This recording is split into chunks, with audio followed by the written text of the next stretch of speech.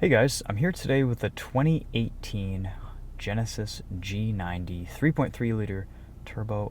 This is also the all-wheel drive. Super long name there, but also a super long car. This is the biggest, most luxurious vehicle Genesis makes, and it's pretty nice. I spent some time in one of these last year in 2017, pretty much the exact same spec. I don't think a whole lot has changed, but it's always fun to go for another drive. And I'm glad to have revisited this car again this week. So let me just take you around the interior again. We'll do kind of a little bit of a refresher. You've got a nice center console that opens up.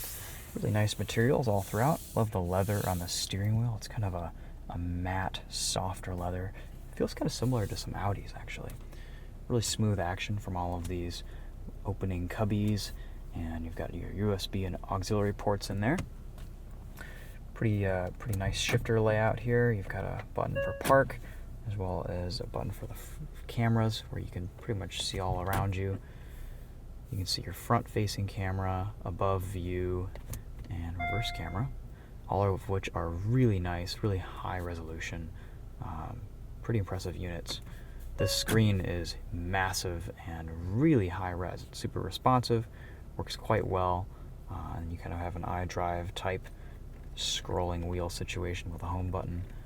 Let's take a look in the back, because that's kind of where the party piece of this car is. MSRP on this is about $70,000, so it's competing with the likes of LS500, S-Class, maybe some Audi A8 action. Got a cubby in the back there to access the trunk, and you have this center armrest, which is the source of a lot of fun and entertainment. You can control the front seat from the back seat. Only the passenger seat. Messing with the driver's seat would cause some safety issues, I'm sure, but you could even slam this all the way to the front if you want enough legroom. But I don't know, unless if you're 7 feet tall, this thing has plenty of legroom. Set to my driving position at 5'10", this is the type of legroom I have right now sitting in the back. It's pretty amazing. You also have some privacy shades here.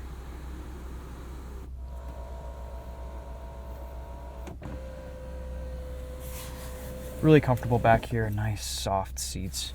A couple more cigarette lighter ports in there. Just a nice back seat. I've never really had quite so much room back here. It's fantastic. Overall, I think this is a really attractive interior. The surfacing is nice, it's quiet, not a lot of NVH. And you'll feel that once we go on the drive here in a minute. Let's walk you around a little bit. This is gonna beep until I put the key inside. Just put that right there. Nice solid door close. I do like the design language that Genesis has adopted with this new vehicle.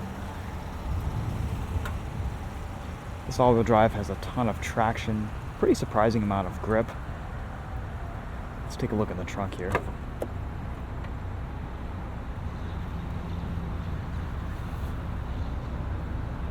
Good amount of space in the back here. You've got some nets, cargo nets, to tie things down and keep them from rolling around. All the inputs, the door opening, the buttons, they have a light touch to them. The steering is light. Everything is kind of effortless and easy. The ergonomics are set up really well to be accessed quickly and efficiently. You even have a heads-up display, which I guess I can show for this video. I'm not usually a big fan of heads-up displays, but we'll put it on for a little bit here. There you go. It has to start up. And I love the reverse cameras in this. They show you everything around you. Really nice, high resolution. And they're customizable. You can have them take up the whole screen, etc., etc. Pretty good visibility outside of the cabin in this G90. I have nice sight lines. Blind spots in this car.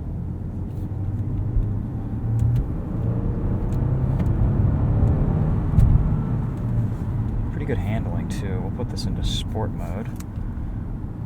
The only thing that really feels cheap in this car are the paddle shifters. I don't imagine you'd be touching them a whole lot, but they're very plasticky. You can hear that, they're just kind of noisy. Everything else, though, feels fantastic.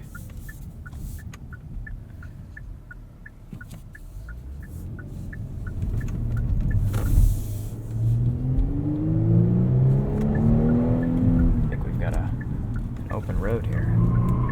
So in sport mode, you can feel that front end just clawing away for grip. Pedals aren't terribly responsive. I'm not really sure they did anything just there.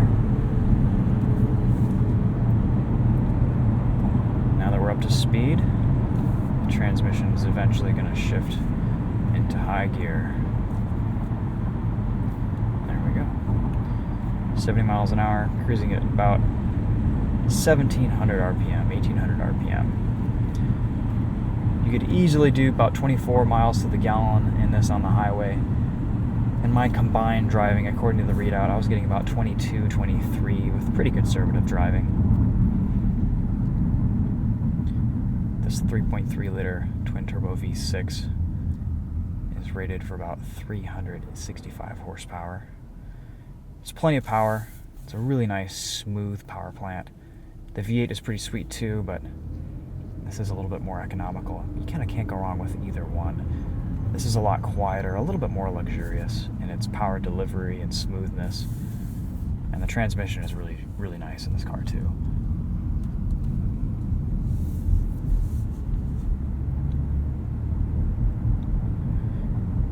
I've been leaving it in smart driving mode, which kind of puts you between eco and normal and sport mode, depending on how you're treating the car. And it does a pretty good job. The ride is a little bit floaty most of the time. Once you put it into sport mode, it stiffens up a little bit. But generally, this car's focus is definitely luxury. This is not some wannabe sports sedan.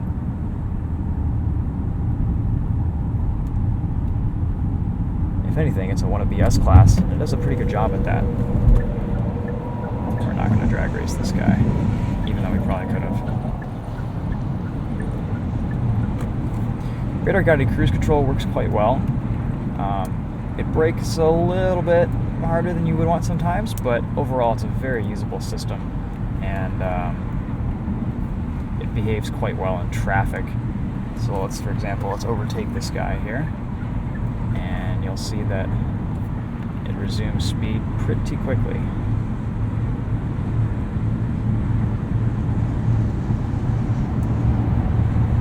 Very wide load there.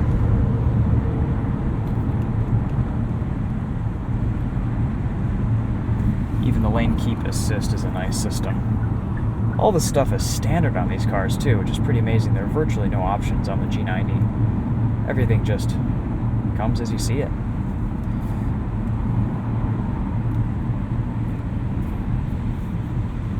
This isn't quite autopilot, and it's not quite going to drive itself, but it does a pretty good job staying centered in the lane.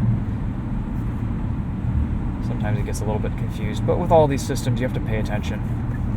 Respect the fact that you are still in control of the car.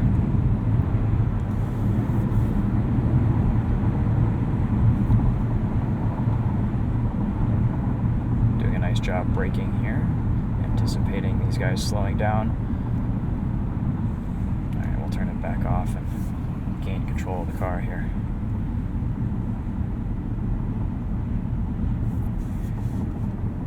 Steering is nice and light. I do like the size of this wheel, the shape of the wheel, the aesthetics in this cabin I think are really nice. And this leather, it's kind of hard to describe on video, but it's just kind of a smooth matte finish. It's nice. It feels very good in hand, and so do a lot of the other touch points. The signal's a little bit loud for how quiet this cabin is. I find myself thinking that it's just a little bit abrasive for the general NVH in the G90, but it's a small complaint.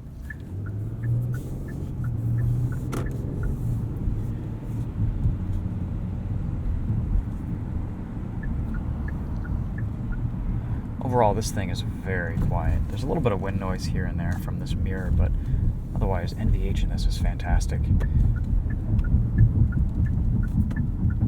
Let's check out the turning radius. Pretty good.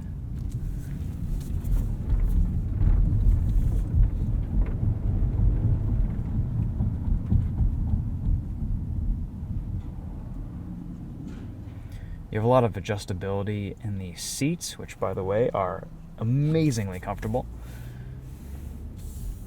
You can adjust the headrests. Those are power assisted. And as they sit, they are just really, really comfy. Pretty good acceleration up to speed there. The G90 3.3 is no slouch, that's for sure.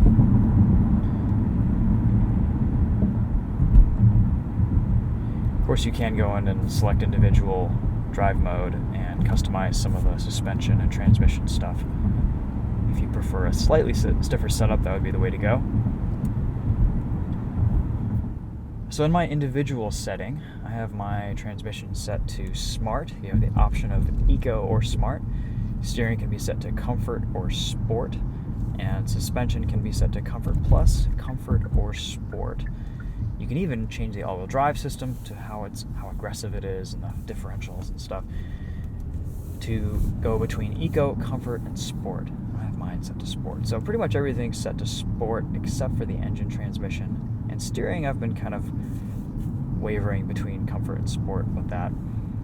Pretty nice setup, and it's nice that you can really kind of change the personality of this car, take away the floatiness from the suspension and in the normal modes, and tailor it to your preferences.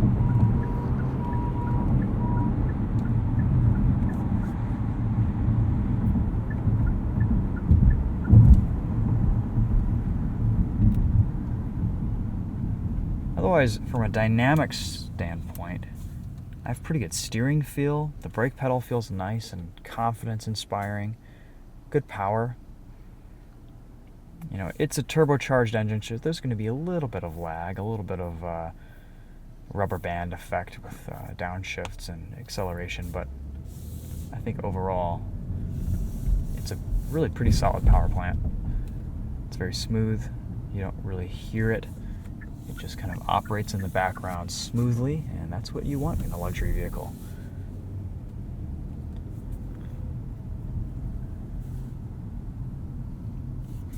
Alright guys, well, that's kind of going to wrap this one up.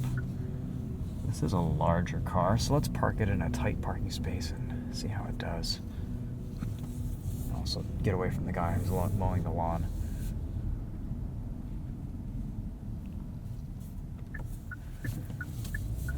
At low speeds, this is just a joy to drive.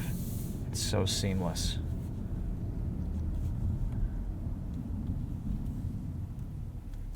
I think the best way I could describe the G90 is just effortless and easy.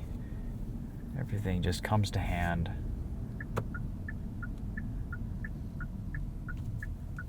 I see my spot.